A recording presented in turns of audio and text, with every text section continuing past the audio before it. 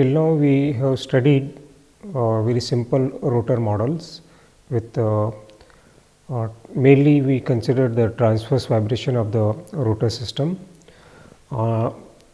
Even we incorporated some complexity in some cases in the bearing in the form of various spring and dampers, and even we considered complexity of the gyroscopic couple onto the rotor. But till now we have not considered the other type of vibrations, especially the torsional vibration, which occurs in various turbo machineries. So, today we will see very basic concepts of the torsional vibration, and then we will analyze some simple rotor like single mass rotor and two mass rotor today, and then subsequently we will be analyzing more complex rotors by more systematic methods like transfer matrix method, finite element method. So, today we will be introducing very basic concepts of the torsional vibration.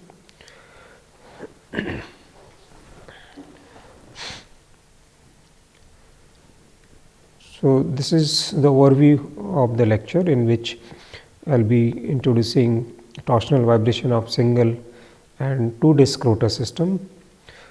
Even if these discs are connected by stepped shaft, then how the torsional vibrations will be analyzed, we will try to see. We will do some kind of equivalent shaft system, and then we will analyze this particular system. The basic concept which we will be covering is torsional vibration, torsional natural frequencies and mode shapes. Even we will be having concept of the node positions and equivalent system, especially for the stepped shaft. So, this is a typical application where we can have torsional oscillation. There is a geared system in which we transmit lot of power, and these gears gives impulses in the form of torque, and this may give torsional excitation in the form of external excitation. And if any of the natural frequency in the torsional mode is coinciding with the gear mesh frequencies, then we may have torsional oscillation in the resonance conditions in the system.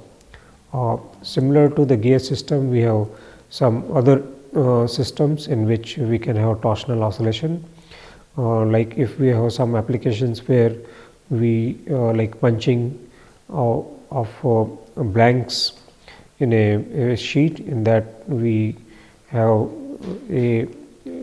in that particular case we have the sudden change in the energy of the flywheel in a very small duration during the punching, and remaining time it stores the energy. And in these generally we use flywheel, and that is mounted on relatively flexible shaft, and because of this variation in the energy in the form of torque, we can have torsional critical speed or torsional resonance condition in such systems.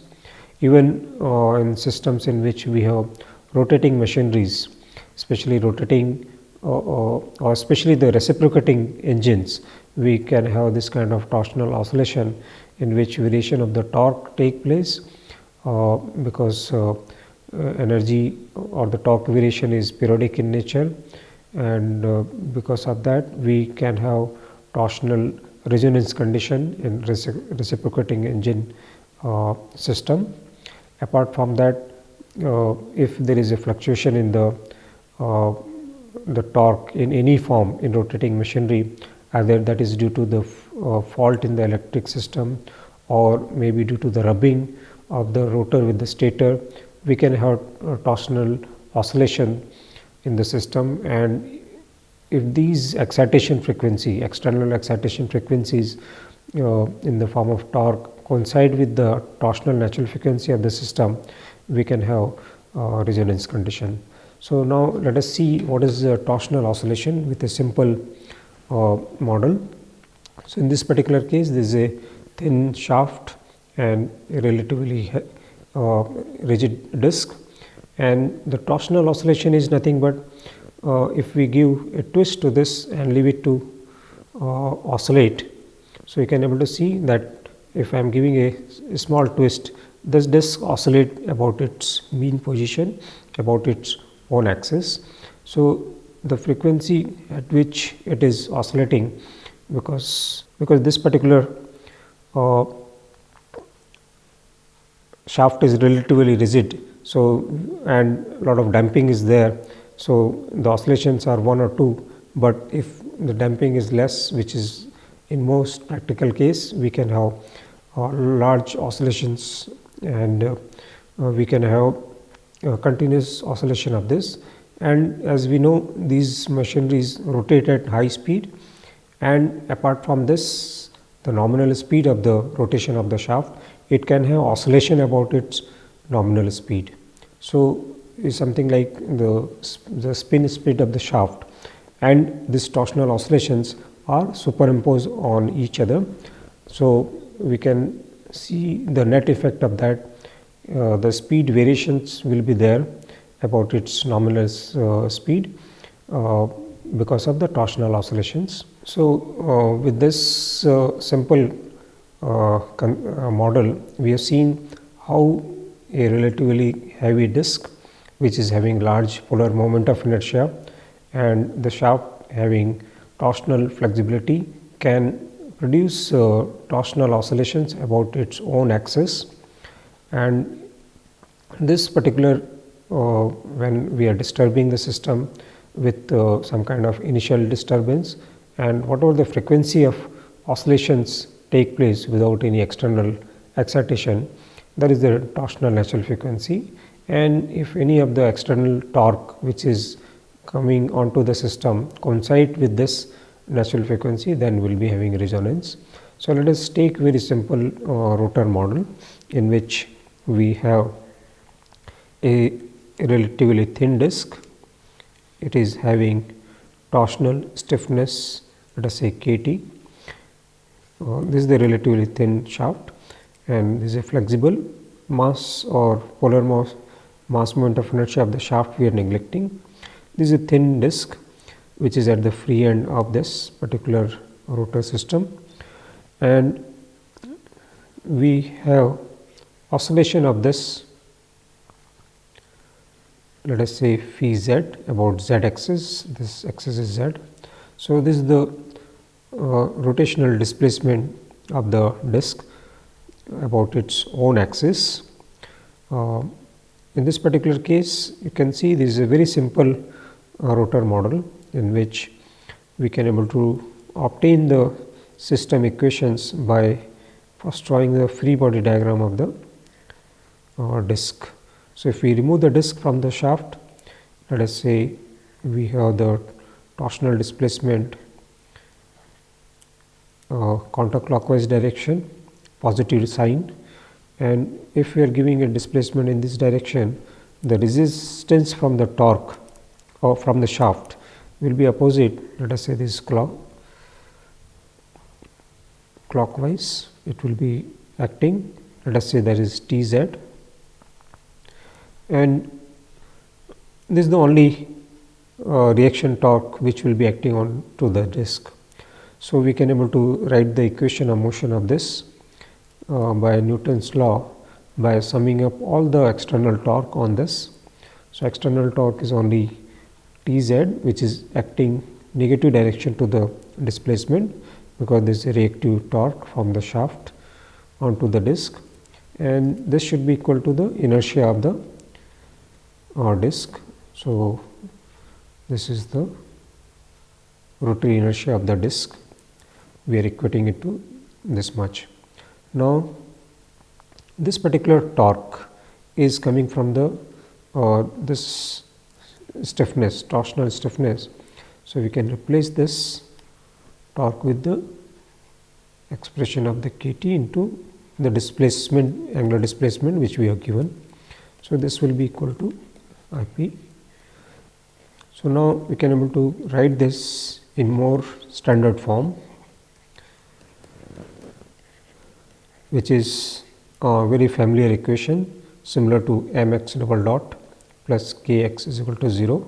Only thing is, in place of mass, now we have polar moment of inertia of the disk, and the stiffness is torsional stiffness. This torsional stiffness we can able to obtain from the theory of torsion. So, we know from strength of material this relation, in which T is the torque, J is second moment of area, that is polar second moment of area. If for circular shaft with diameter d, G is given by this expression. G is the modulus of rigidity, theta, or we can able to replace this theta by, let us say, phi z, angular displacement, and L is the length of the shaft. So, length of the shaft is L. So, this torsional stiffness is nothing but torque divided by the angular displacement, similar to the force divided by linear displacement. So, because here motion is in angular displacement, so we have torque divided by this is the torsional stiffness. From this expression we can able to see, we can able to write this as G J by L. So, this particular torsional stiffness is given by this, and which is depend upon the length of the shaft or diameter of the shaft or dimensions of the shaft and the material property. And from this is very clear, from the previous understanding of the single degree of freedom system, we can able to say the natural frequency will be given by the stiffness divided by the polar moment of inertia, that is k by m. So, this is the natural frequency of a simple single degree of freedom rotor system for torsional oscillation. So, this is torsional natural frequency. This frequency will be obviously different as compared to the transverse natural frequency which we obtained earlier. In that particular case, we wrote this particular natural frequency for transverse vibration as k by m, where m is the mass of the shaft, k is the stiffness of the shaft in transverse direction. So, that expression will be different as compared to this one. And from here it is very clear that the torsional natural frequency and the transverse natural frequency will be different, they will not be same for the same system. So, from the simple analysis of rotor system for torsional oscillation, that is for single degree of freedom, is clear that we have torsional natural frequency similar to the transverse natural frequency which we had earlier studied. Now, we will take some more complex rotor system. Let us now take two discs, and that is connected by a flexible massless shaft. These discs are having polar moment of inertia IP1 and IP2. The shaft is having torsional stiffness KT. The shaft is having torsional stiffness KT, and this shaft is supported, let us say, on frictionless bearing, so that these discs can have angular displacement. I am taking both as counterclockwise direction as positive. So, these bearings are not providing any friction, and these, so basically when this particular system is under torsional oscillation, when this system will be under torsional oscillation, the boundary conditions will be something like free bonding condition, because there is no as such support which is restricting the motion of these two discs. So, boundary conditions, free boundary conditions, and to obtain the equation of motion of this, obviously our aim is first to obtain the natural frequency of the system. For that we need to obtain the equation of motion of the system. So, for this we will draw the free body diagram of both the disc, and from there we can able to obtain the equation of motion. So, let us see the first disc IP1. In this we have taken counterclockwise direction for the angular displacement as positive, and because of this the torque will be opposite, that will be clockwise. So, this torque is kT, and the relative twist, because the torque which will be exerted from the shaft on this disc will be relative displacement between these two discs. So, basically this shaft will be getting twisted by the relative displacement of these two. So, that is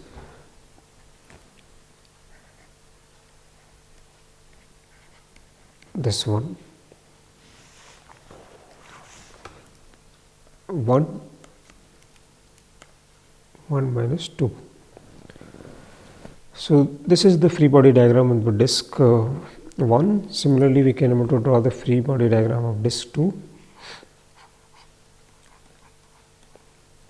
In this we are taking the angular displacement as obviously counterclockwise direction, because this particular torque, which is reaction torque from the shaft, this particular torque will be acting here, that will be same, because this is the torque which is transmitting from the shaft, but it will be acting opposite to that. That means, if we have a free body diagram of the shaft, so obviously this torque will produce a reaction here. So, this is in the clockwise direction. So, here we will be having torque, same torque, but opposite to that, and here again we will be having opposite to this one, and the torque here will be opposite to this. That means, it will be, this is clockwise, so that will be counterclockwise, and the value will be same, this one. This is clockwise and this should be counterclockwise, and value will be the same. Now, we have free body diagram of the disc 1 and 2, and from this we can able to obtain the equation of motion by equating the external torque to the inertia.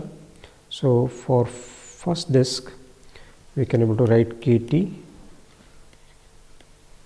This is the external torque which is acting onto the disc, should be equal to the inertia of the first disc, this one, and in this particular case second disc we will be having, this is negative because this is clockwise, this is anti-clockwise. Here both are same direction, counterclockwise.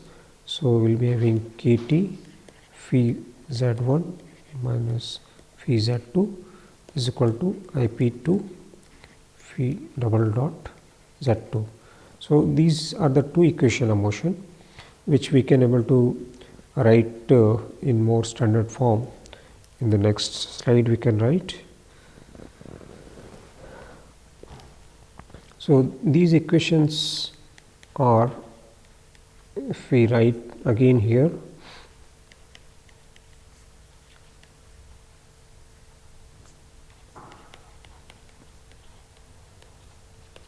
this is the first equation, second equation is kT only, kT1 is not there, phi z2 minus this is kT only, same, only single shaft is there. So, these are the two equation of motion of the this particular system in which we have two discs connected by a flexible shaft, and there is no as such support which is giving a torque, external torque to the system. So these two equations we can able to now write in matrix form that will be convenient to handle. So I am writing them in a matrix form. So here we will be having IP1 0 0, IP2 plus this is stiffness terms. There is no external force, so right hand side is 0. Here we will be having KT minus KT. So this you can able to see, this is the, if we expand this matrices, we can get back these two equations, and okay, so we can able to write this is in more standard form, like a matrix M, mass matrix, and angular displacement, there is acceleration, plus stiffness matrix and angular displacement vector is equal to 0. Now we can able to choose the angular displacement, which is function of time, as a amplitude part of the displacement, and the harmonic part. Omega NF is the natural frequency of the system, torsional natural frequency of the system, and this is the amplitude and phase informations will be here. In the form of this amplitude will be for both the discs like this. Now we can able to take derivative of this once more, double derivative. So we will get minus omega NF square phi Ej omega NFT. Now this assumes solutions, and its derivative we can able to put in the equation of motion. So we will get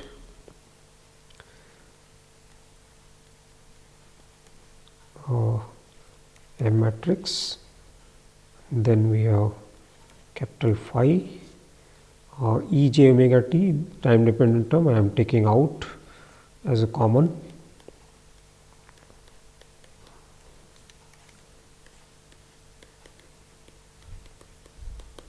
So because we can able to, because this cannot be 0, so we need to eliminate this. Here also we can able to see, we can able to simplify this as k minus omega square NF m, then phi vector we can able to take common, is equal to 0. So this is a typical homogeneous equation or eigenvalue problem. One of the solution of this is that this particular displacements are 0. That means both the discs are having 0 displacement. So we are not interested in that, in which basically we are talking about the system when system is not vibrating.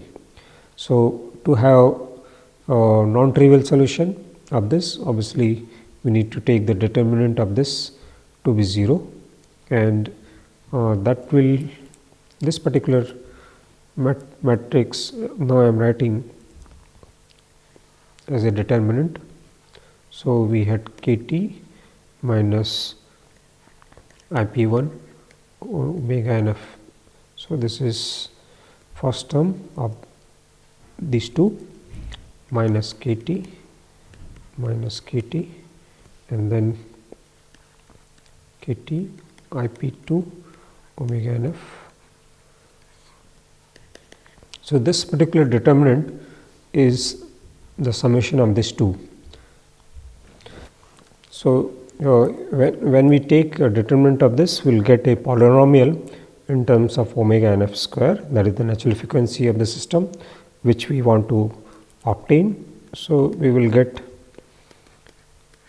after simplifying the determinant, this term IP1 plus IP2 omega NF square KT is equal to 0. So, here we can able to see that omega NF square is common. So, if we can take out that also, so we will be having 1 IP1 IP2 omega NF square IP1 plus IP2 KT is equal to 0.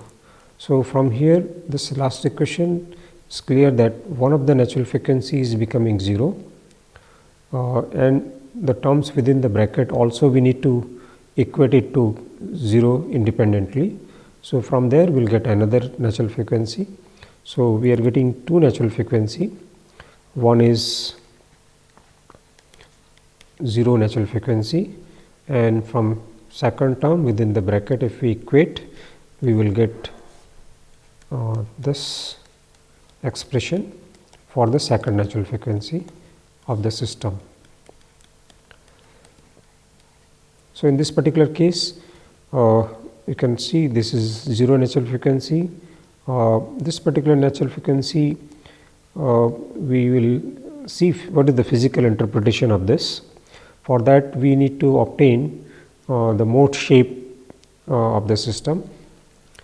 In the mode shape actually is nothing but how the two disks are oscillating with respect to each other, relative to each other.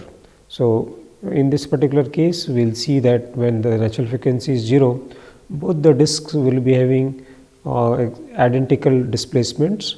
So, that means both the disks will not be having any relative twist between them, and because of that the shaft will not get twisted.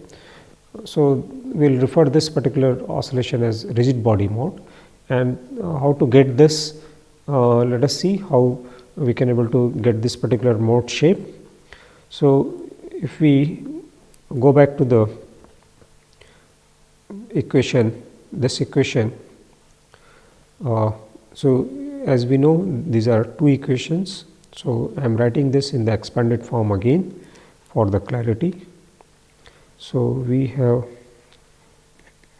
KT minus KT, this is stiffness matrix minus natural frequency IP1, IP2, and outside we have displacement amplitude, complex displacement amplitudes, this. So, now if we take first equation, let us say, that is KT minus omega NF IP1 into this displacement, first term, then minus KT phi Z2. So, I have taken the first equation of this whole matrices. So, if we put one of the natural frequency which we obtained, let us say first natural frequency in this particular expression, we will see that this term will vanish and we will left with KT phi Z1 minus KT phi Z2 is equal to 0, and this gives us that when the system is oscillating at 0 frequency, their displacement must be equal, and we can able to now make out when both the disks are having same displacement, the shaft will not be having any twist, and so we call this as rigid body mode.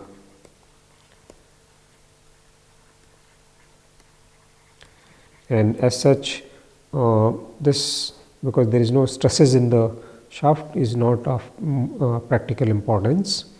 Now, the second natural frequency, if we substitute in the same equation, we can able to get for this natural frequency what will be the relative displacement between the two disks. So, now in the next slide I will substitute this one in the same equation. So, we have kT minus omega square is kT IP1 plus IP2 divided by IP1 IP2. So, this is this expression plus into IP1 and whole is multiplied by phi Z1, and the previous expression is this one minus kT phi Z2 is equal to 0. And if we simplify this expression,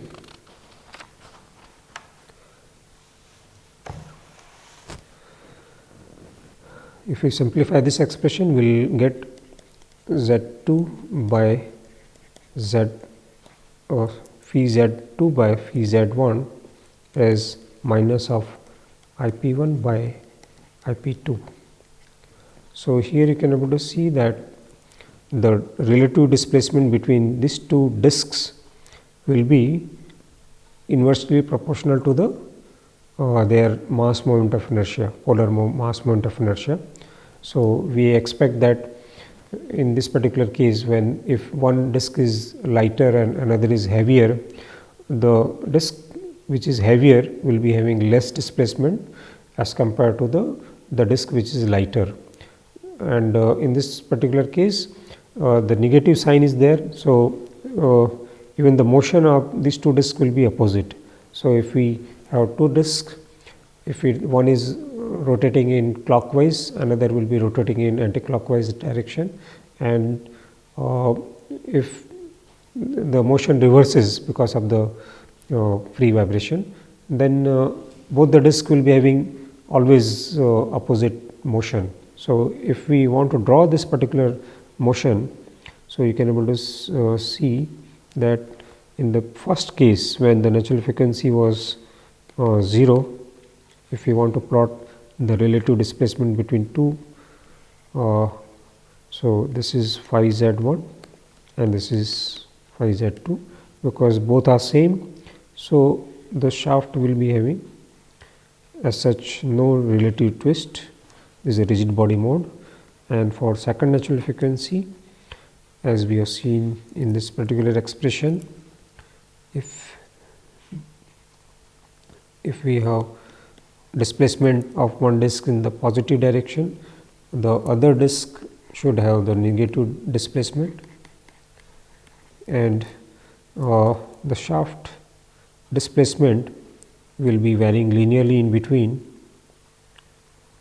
So, you can able to see that the shaft is having maximum displacement here and here, and their amplitude will be inversely proportional to their mass polar moment of inertia, and in between you can see that there is a one position where the displacement, angular displacement is 0. So, this particular position is called node, and you can able to see that there is no angular displacement here, and either side of this the angular displacements are opposite to each other, because this is positive and this is negative. So, as such this particular node we can able to think of as a rigid support. So, what we can able to idealize this two mass rotor as two single degree of freedom rotor system. Let us see that particular equivalent concept. The two disc rotor system which is there with us, in this particular case when we are drawing the mode shape, depending upon the stiffness and the polar moment of inertia of the disc, will be having node at some intermediate position, not necessary at the midpoint of the shaft. So, this node position, what I am saying, because here displacement is 0. So, corresponding to the left hand side, the system which is there, the shaft and the disc, and in the right side, which is there, because at the node position there is no displacement. So, rotor system which is having 2 degree of freedom system can be idealized by 2 system having single degree of freedom system, and in this particular case they are cantilever or rotor system, and this is both the systems should have the same natural frequency, because when we are considering the motion of this, obviously for second mode both the discs are having same angular displacements, the same angular frequencies. So, these 2 systems which are equivalent to this dynamically, they will be same only when the natural frequency of this system and this system are equal. So, that means if we have the length of the shaft is, let us say, L here. So, let us say the node position from the left disc is L1 and here it is L2. So, this will help us in finding out the node position. So, for first case we can able to write the natural frequency of the system as stiffness KT1, let us say IP1, where KT1 is GJ by L1. For second system, this system we have, so this is corresponding to this one, and for second system we have the same natural frequency because it cannot be different, and they are corresponding to the second shaft. KT2 will be GJ by L2. So, now you can able to see that because these 2 natural frequencies are same, we can able to equate them. So, if we equate them, we will get KT1 by IP1 is equal to KT2 by IP2. Now, you can able to see if we substitute KT1 and KT2 in this expression, we will get, because most of the things are common, L2 by L1 is equal to KT2 by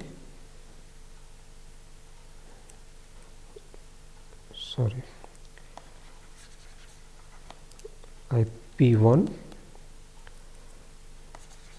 I am repeating this. So, when we substitute IP1, KT1 and KT2 from these expressions, we will be getting GJ L1 IP1 is equal to GJ L2 IP2. So, this will give us, because we have some terms common, they will get cancelled. So, we will be having L2 by L1 as IP1 by IP2. So, you can able to see that the node position will be inversely proportional to the mass moment of inertia. This is one of the expression, and we know second expression that total length is L1 plus L2. So, we have 2 equations for obtaining the L1 and L2. We can able to solve these 2 equations to get the L1 and L2. If we solve it, we can able to get the node position. So, if we solve this, we will get this as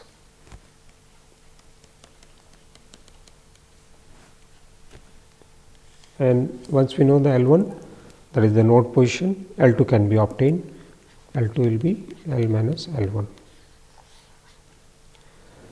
So, with this procedure we can able to get the node position, which is very important, because here even the angular displacement is not taking place, but stresses will be maximum, because either side of the node we have angular displacement opposite to each other. So, maximum stresses will be more here. So, we considered 2 disc system. In this particular case, we consider the shaft which was connecting these 2 discs were uniform. Now we will consider a case in which the shaft which is connecting these two discs are having different cross section in between, and for that case how to analyze such system. So, in this particular case we have one disc and second disc, and that is connected by shaft having different dimensions in between,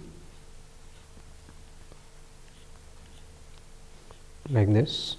So, this is IP1, this is IP2, length of various stubbed shaft or L1, L2, L3, even their diameter are different, D1, D2 or D3. So, if we neglect the mass moment of inertia of the shaft, only if we consider the disc. So, this particular system is in some way is identical to the previous rotor system, in which we had two discs, but connected by a uniform shaft. So, if by some means we can able to convert this particular system to this one, then whatever the analysis we presented earlier will be valid. So, in this particular case, this two system will be equivalent when we have the torsional stiffness of this system and this system same. So, if they are same and polar moment of inertia are same, these two system can be identical. So, if this is the stiffness of the equivalent system, and let us say this is one of the diameter of the original shaft D3. So, the length of the shaft of this will be, we need to find out what should be the equivalent length, so that the stiffness of this and this are same, and if we can find out, then the previous analysis will be valid here. So, basically we can able to equate the stiffness, torsional stiffness of this two system. So, you can able to see that the stiffness of this, because these are connected in series. So, equivalent torsional stiffness of this system will be given as